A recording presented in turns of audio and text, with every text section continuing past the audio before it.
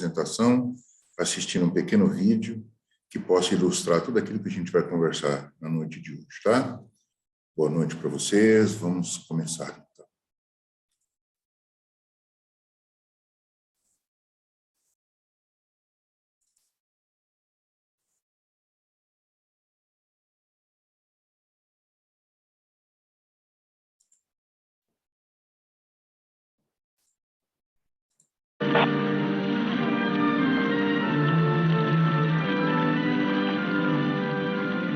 Você nascerá para uma nova vida.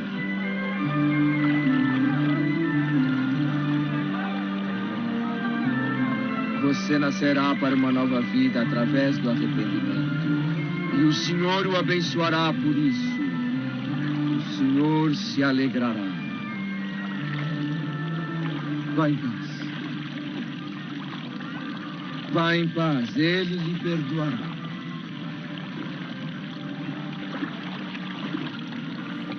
Abra seu coração. Se prepare para a vinda do Rei.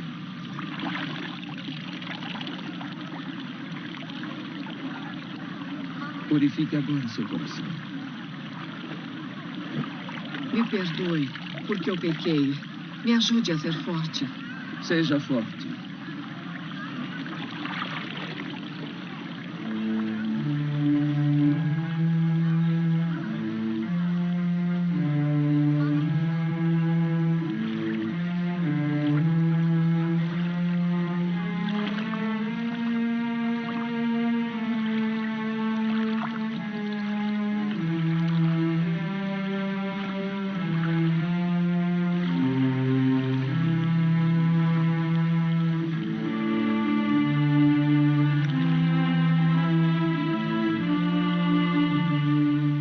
Sou eu que preciso do seu batismo.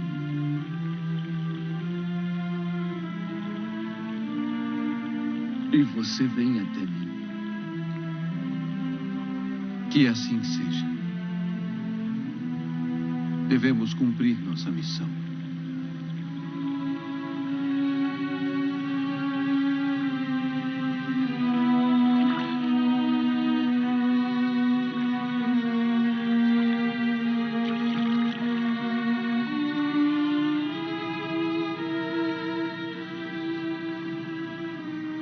Senhor, Pai eterno, ouço sua voz dizendo: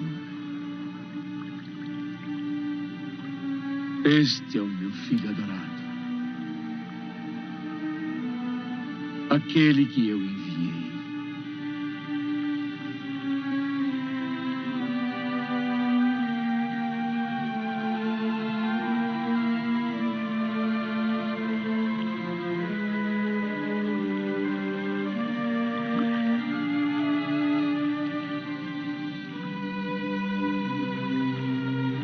Você nascerá para uma nova vida, através do arrependimento. E o Senhor o abençoará por isso. O Senhor se alegra com corações arrependidos. Esta água o purifica.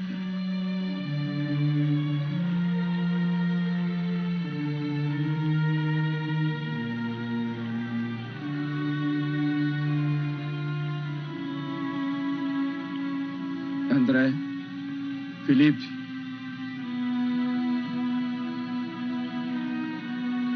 eis o Cordeiro de Deus, aquele que vai tirar os pecados do mundo.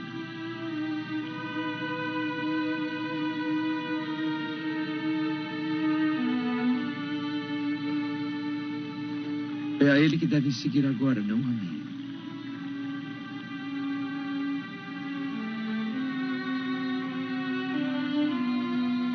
Ele deve crescer e eu reduzir.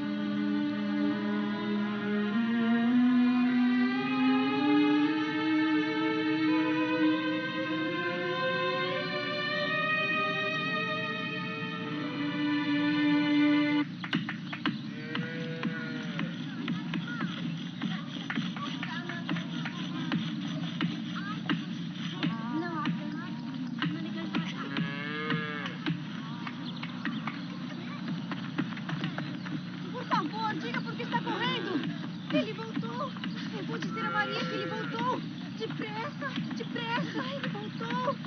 Maria! Maria! Maria, seu filho voltou. Ele está na sinagoga. Ele foi direto à sinagoga. Eu o vi.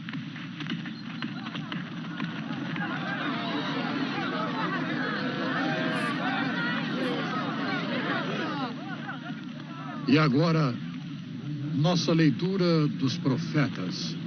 O profeta Isaías. Quem vai ler para nós? Você pode vir.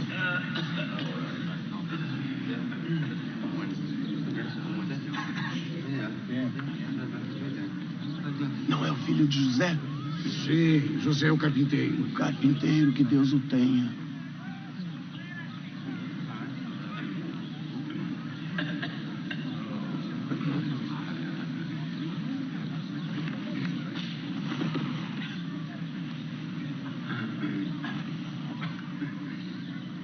O Espírito do Senhor está sobre mim, porque Ele me enviou para dar as boas novas aos pobres. Ele me enviou para curar os corações magoados, para pregar a libertação aos prisioneiros, para dar visão ao cego, para acalmar os humilhados, para proclamar o ano bem-vindo do Senhor.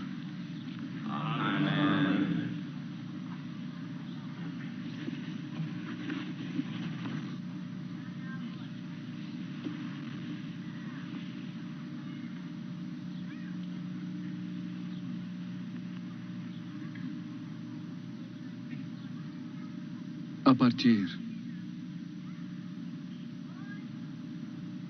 do dia de hoje, as Escrituras estão cumpridas. As Escrituras estão cumpridas? Ele disse cumpridas. Mas como ele ousa dizer uma coisa dessas? O que quer dizer? A profecia diz que só estarão cumpridas com a chegada do Messias. Com a chegada do Messias? O reino dos céus não virá da maneira que os homens veem.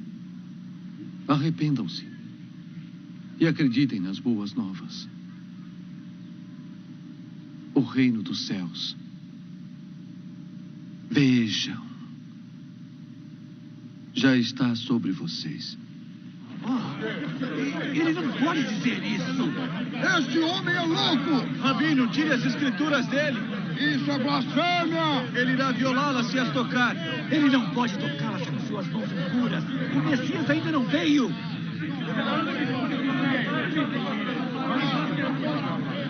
A partir de hoje, as Escrituras estão cumpridas. E o que está acontecendo na sinagoga? Vamos ver, vamos ver! Vem! Vamos! Vem!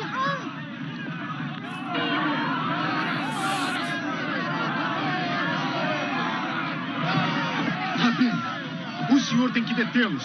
Não deixe que façam isso. Rabino, eles não compreenderam quem é este homem. André!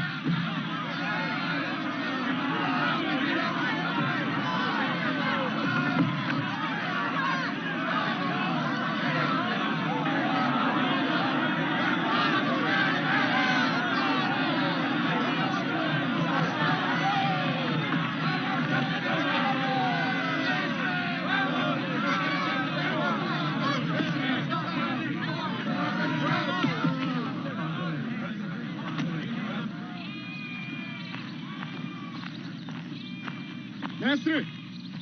Mestre! Mestre! Mestre!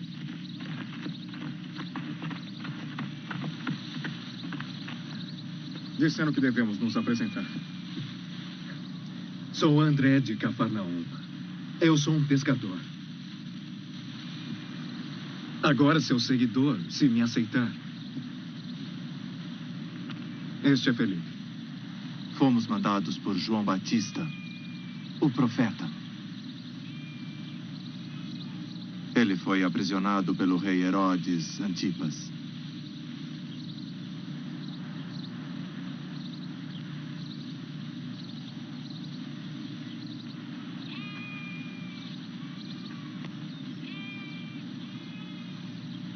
André.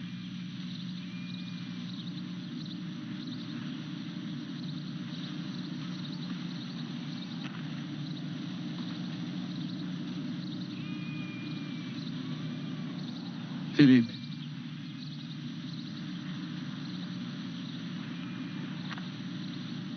Venha comigo. Vamos!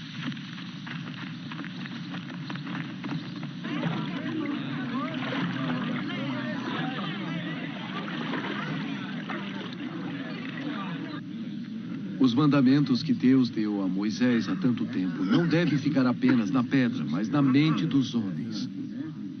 Ficar na pedra? Os mandamentos de Deus na pedra quer dizer que... A pedra é onde os mandamentos foram escritos.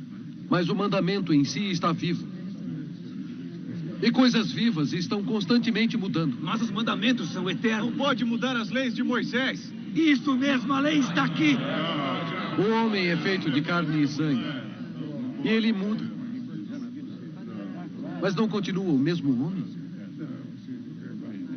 Deus quer escrever as leis em seus corações. Rabino, disse que viria aqui nos dar as boas novas, é isso? As boas novas é que as leis são vivas como o homem? As boas novas que trago a vocês é que o cativeiro acabou. Como assim o cativeiro acabou? Mas que cativeiro? Cativeiro em pecar. Deus cumpriu a promessa que fez ao nosso povo de Israel. E se reconcilia com os homens. Bom, meus amigos, tivemos aí a demonstração, né? Como vou dizer, das ações de João, ações de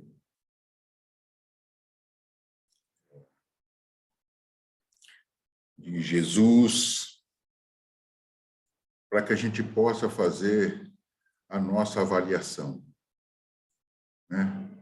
Então, o que a gente quer? Qual é o raciocínio que a gente deseja fazer com vocês? Deixa eu mudar aqui a telinha para poder ficar mais fácil da gente poder conversar. Jesus fica sabendo do encarceramento de João. Normalmente, esse tipo de notícia para nós é uma situação difícil, né? Como é que a gente reage diante da situação em que alguém chega para nós com notícias sobre uma pessoa nossa que está doente, uma pessoa nossa que sofreu um acidente, uma pessoa nossa que está passando por uma dificuldade financeira? A nossa reação normalmente é a reação de quem tem um conhecimento relativo a respeito das leis divinas, e a gente tem uma reação característica que é de pessimismo, de negativismo, etc, etc. Jesus fica sabendo do encarceramento de João, que não era qualquer um, era primo dele, né? Não era qualquer um, porque entre os nascidos de mulher ele era o maior, mas ele também é submetido às leis. Então, Jesus sabe disso. Então, como reage Jesus?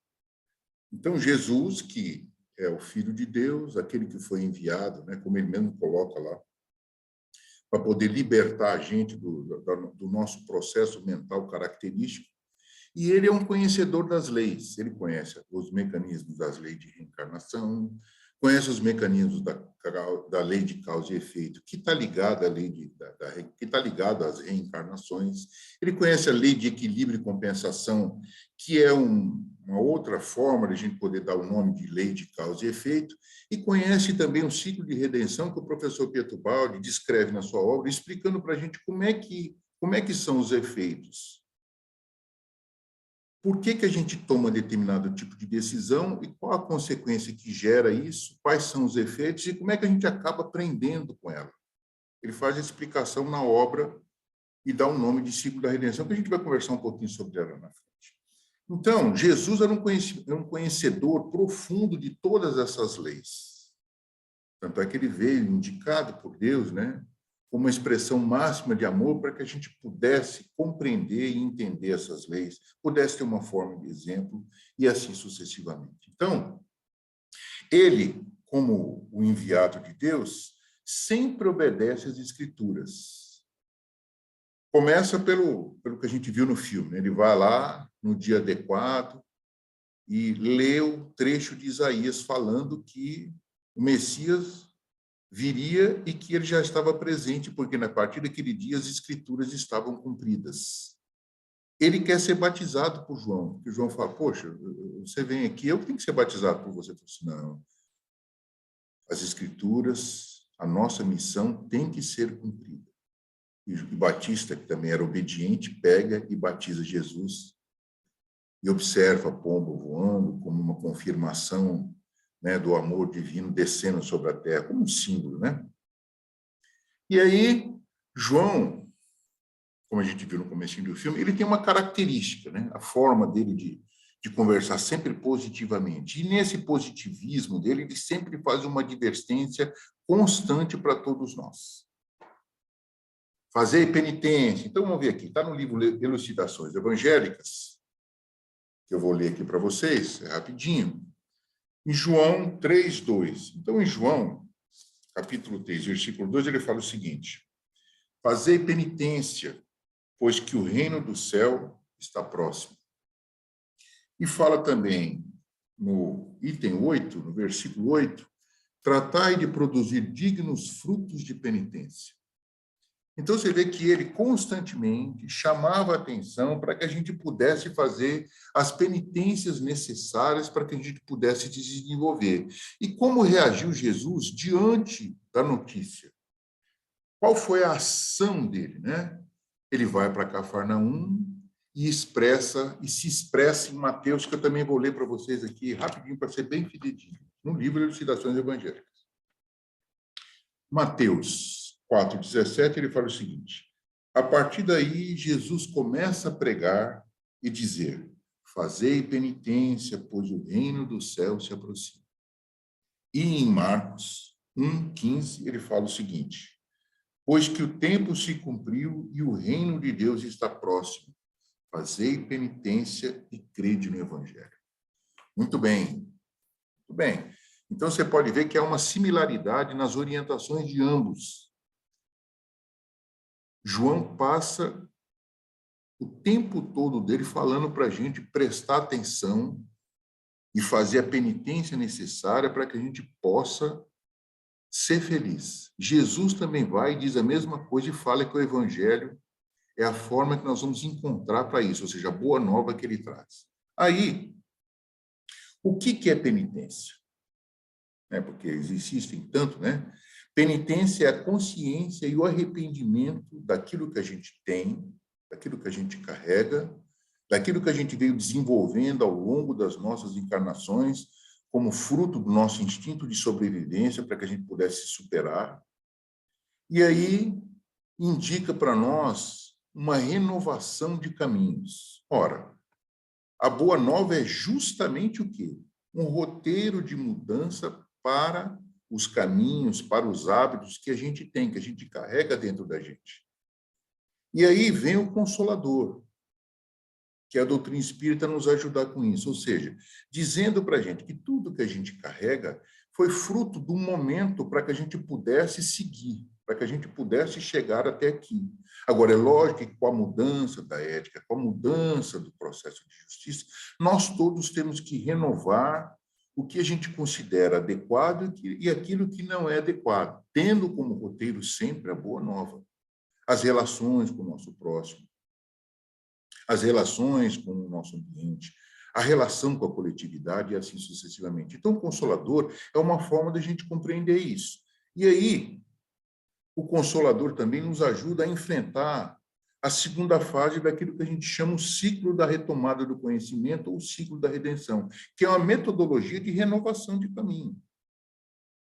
É sobre isso que nós vamos conversar, porque a ideia de trazer aqui a notícia do encarceramento de João, é justamente mostrar que todos os espíritos estão num processo de desenvolvimento. João no seu nível e nós no nosso nível. Estamos todos nós enfrentando situações que escolhemos e hoje nós estamos vivendo as consequências dessas escolhas. Então, vamos ver assim, mais didaticamente, como é que o professor Pietro Paulo nos explica com relação a isso aí. Vamos lá. Primeira coisa, então o nome é Fases do Ciclo de Redenção ou Retomada de Conhecimento. Então, a primeira fase que ele chama é a fase da ignorância, vamos assim dizer. Por que é a fase da ignorância? Porque é a fase inicial do erro, ou seja, é onde a gente toma a decisão baseado na ignorância e, logicamente, a gente vai tomar uma decisão equivocada e provavelmente nós vamos nos enganar, vamos errar. Então, aí surge justamente o lançamento da trajetória errada. Depois vem a fase da experimentação, que é uma fase curativa de dor, ou seja, eu vou experimentar aquela minha decisão inadequada, sentir que ela realmente foi inadequada pela dor que ela gera, e aí vai me dar um conhecimento, que é justamente a terceira fase, que aí é a fase em que eu vou resolver não utilizar mais aquela metodologia que é equivocada e que pode me trazer problema. E aí eu vou lançar, então, o que ele chama de uma trajetória justa. Então, vamos lá ver com mais detalhes. Diz o livro: e assim como a primeira fase, a da ignorância e do erro, é lógica e fatal a premissa da segunda, a da experimentação da dor. Ou seja, então, como a primeira fase é a da ignorância e do erro, a segunda ela é lógica e fatal, ou seja, eu vou ter que experimentar tudo aquilo que eu gerei no meu próximo, como dor, como ação inadequada, como palavra inadequada, como gesto inadequado, como violência, e assim sucessivamente as coisas todas que nós nos equivocamos. Assim, o ser pode livremente cometer todos os erros que quiser e concluir sua vida com a convicção de estar com a verdade.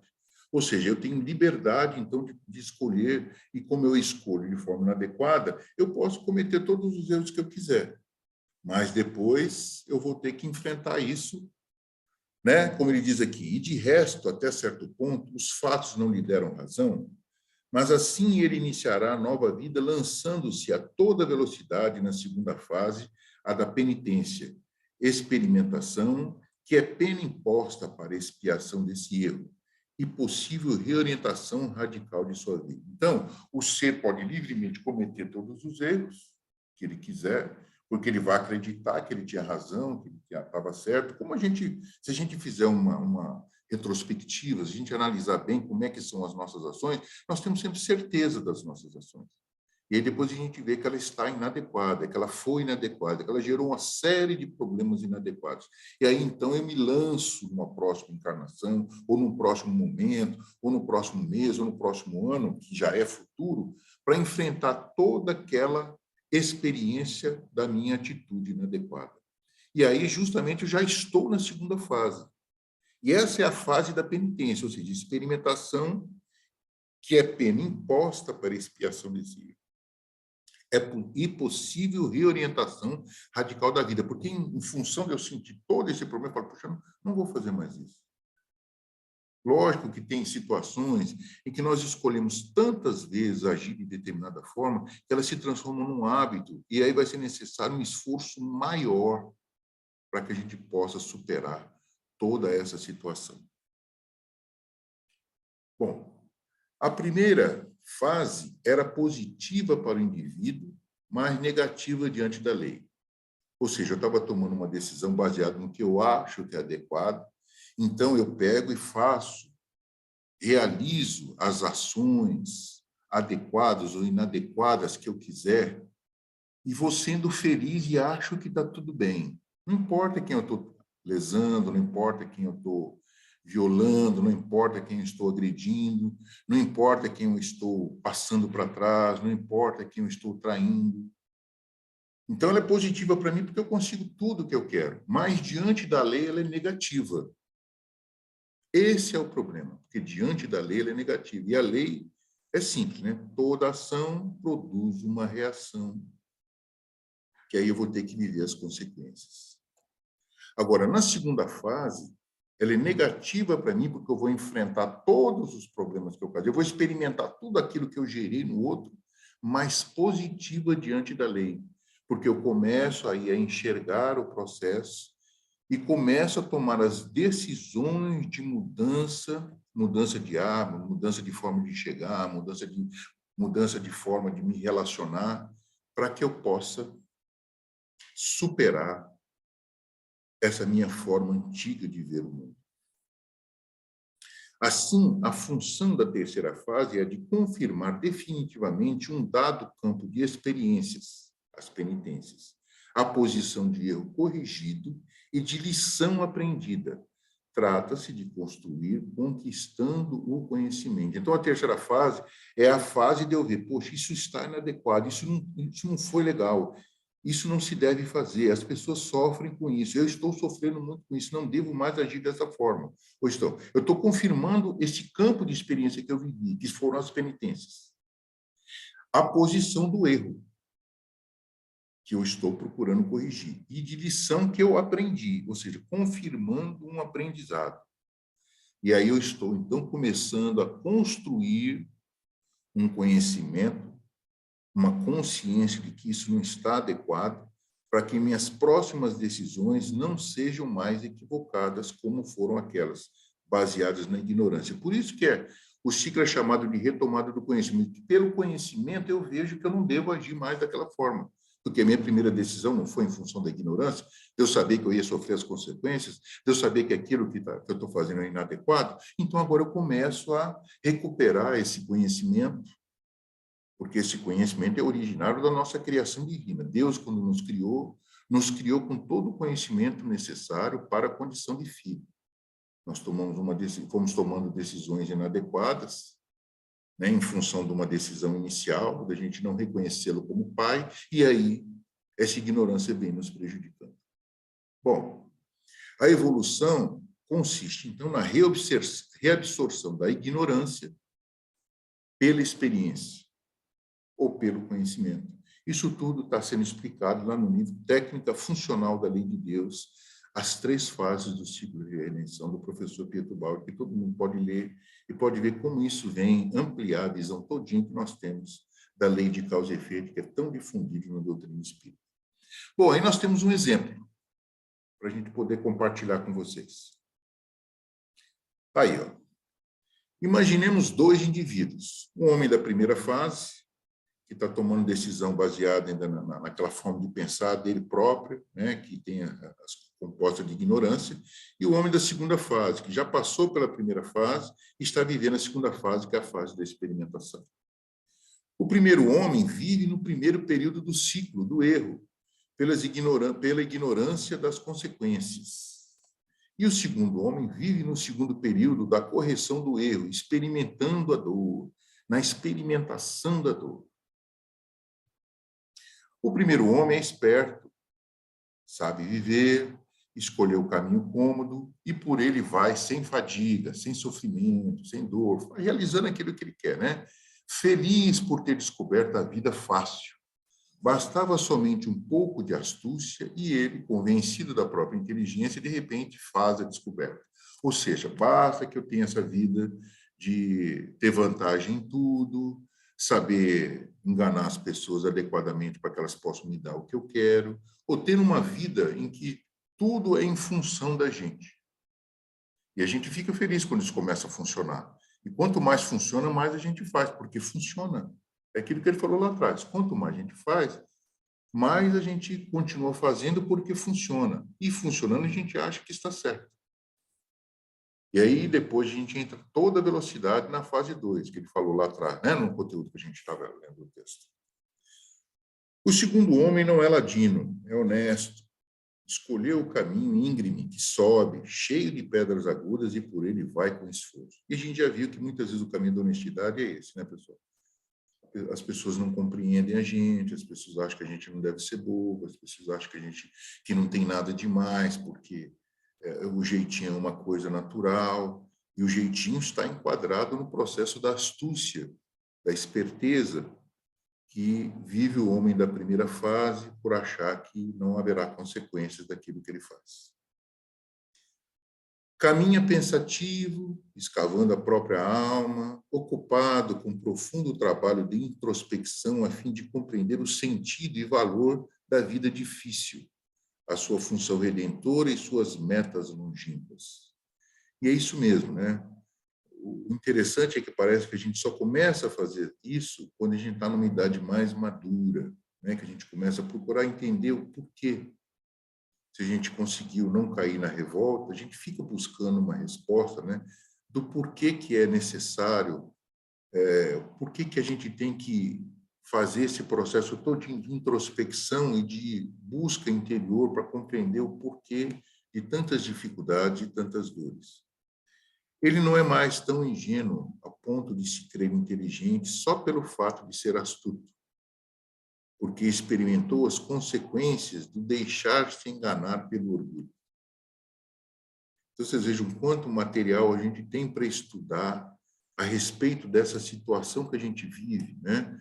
Das situações que a gente enfrenta, das experiências que a gente vive, porque, na realidade, problema é uma situação que está posta para ser resolvida. E, durante a resolução do problema, daquilo que a gente chama problema, é que a gente vai experimentar uma série de coisas e tirar de dentro uma série de conteúdos que nós temos por ser filhos de Deus, conteúdos divinos que nos ajudam a vencer e superar essa situação. Só que é necessário um esforço, e um esforço, inclusive, de introspecção, de reflexão, podemos dizer até de sintonia, para poder perceber essas coisas e conseguir um entendimento.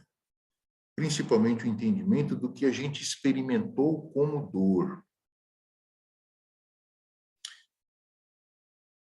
O primeiro homem, muito contente consigo mesmo, vai correndo sem cansaço pela descida, sem freios. No fim do caminho há uma curva, mas ele não se preocupa em saber o que há depois. Tudo é tão fácil e belo, que importa, né? Ele sabe o que faz. É ladino, na sua inconsciência, plenamente satisfeita consigo mesmo, olha com compaixão o segundo homem cansado na subida e pensa: como é possível ser tão estúpido para escolher um caminho tão incômodo, quando se pode tomar esse outro tão belo que eu escolhi? E tem vontade de gritar: muda de caminho, tolo, que não sabe viver. É assim, bem ilustrativo, né, pessoal? Quantas vezes a gente já não ouviu esse tipo de expressão? Quantas vezes nós mesmos não colocamos esse tipo de expressão para com outras pessoas que estavam enfrentando situações de dor? Porque nós já passamos por várias fases da nossa vida, né? Quem sabe nós já estamos numa fase assim que a gente está conseguindo refletir mais e a gente consegue perceber que já estivemos nessa primeira fase com relação a muitas coisas. Um dos aspectos interessantes disso tudo que nós estamos estudando é que eu posso estar em determinada situação na primeira fase, em determinada situação na segunda fase, em determinada situação da minha vida na terceira fase. Então, como é que a gente já está tendo consciência dessas fases todas que nós estamos enfrentando diante das coisas que estão se apresentando na nossa vida? Porque o que se apresenta na minha vida são escolhas minhas de momentos passados, as quais eu estou agora experimentando. Tem algumas que estão se apresentando agora, e dependendo do meu grau de consciência, eu já posso olhar ela com um pouco menos de ignorância, até por causa de outras experiências. E outras eu já tenho o conhecimento suficiente para decidir por não, né? Ou por decidir por sim, dependendo da situação. Porque esse ciclo, pessoal, ele é válido tanto para a parte negativa como para a parte positiva. Ele é válido para as decisões boas que eu tomei de forma positiva, reforçando e fazendo com que eu encontre situações positivas, construtivas no futuro. A gente costuma ver muito pelo lado negativo, né? Eu tomar uma decisão errada, mas quando eu começo a tomar decisões corretas, eu também vou viver situações de felicidade no futuro, que é justamente isso que se quer, né? Prosseguindo. O segundo homem olha o primeiro que o julga e pensa: coitado, com seu modo de agir está destinado a espatifar-se. Adverti-lo é inútil, porque ele está convencido de ser ele o sábio e eu o idiota, uma vez que o sucesso imediato lhe dá razão. É isso, né, pessoal? Exatamente isso. Isso está muito claro, né? Não tem muita explicação para dar. Agora, é importante esse trecho para que a gente comece a fazer um processo de autoobservação, como eu já disse aqui em outros materiais que a gente já passou. O trabalho de autoobservação é importante para a gente poder entender Como é que é isso, né? A gente acha que a pessoa está equivocada e, no final, a gente é que está equivocado. Ou então, em algumas situações, a gente acha que a pessoa está certa e, no fundo, a gente está certo. É bom a gente já conseguir ter consciência disso para ficar mais fácil da gente enfrentar as situações. Nos lados do caminho estão os pregadores, moralistas, que o advertem do perigo. Mas ele é astuto e não se deixa enganar. Então, informações, pessoal, a gente tem sempre do lado para que a gente preste atenção, mas a gente muitas vezes não se deixa, né? A gente não quer e não se deixa enganar. Enfim, a lei vai ensiná-lo a aprender com a própria experiência e não com a alheia, quebrando a própria cabeça e não vendo a cabeça partida dos outros. Este também parece que é um aspecto que está sempre presente nessas questões que nós estamos estudando, né, pessoal? Parece que a gente só vai aprender com a nossa própria experiência. Não tem problema nenhum, né? A gente acredita que tem gente que consegue, tem gente que não consegue, tem gente que consegue mais, tem gente que consegue menos, mas provavelmente a gente só vai aprender que uma tomada dá choque quando a gente puser o dedinho na tomada.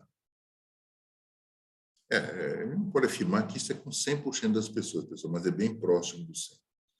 Porque a gente tem dificuldade em compreender e aceitar que determinadas informações, principalmente umas que não faz a gente ser feliz, porque o que a gente está falando aqui é de uma pessoa que está usando uma metodologia inadequada para ser feliz e está conseguindo. A gente falar para ela que ela está errada é muito difícil. Então, é justamente isso aqui que ele fala. Ela só vai descobrir quando ela quebrar a cabeça diante dos problemas que ela está, diante das ações que ela está realizando. Então, é justamente esse o processo, né? Ao contrário, uma trajetória ou escolha, uma vez lançada, deve ser percorrida até o fim. Ou seja, uma vez que eu tomo uma decisão, pessoal, eu tenho que percorrer toda a extensão dela até o esgotamento daquela ação, de forma que eu possa aprender alguma coisa com ela. O segundo homem, por sua vez, continua a pensar: eis que é inútil avisá-lo. De resto, essa é a linha traçada pela lei e não posso mudá-la. Se ele não se espatifar na curva, como já aconteceu outrora comigo, para aprender, ele jamais compreenderá e se decidirá pela via correta segundo a lei. Ou seja, a via, pessoal, é a via da lei.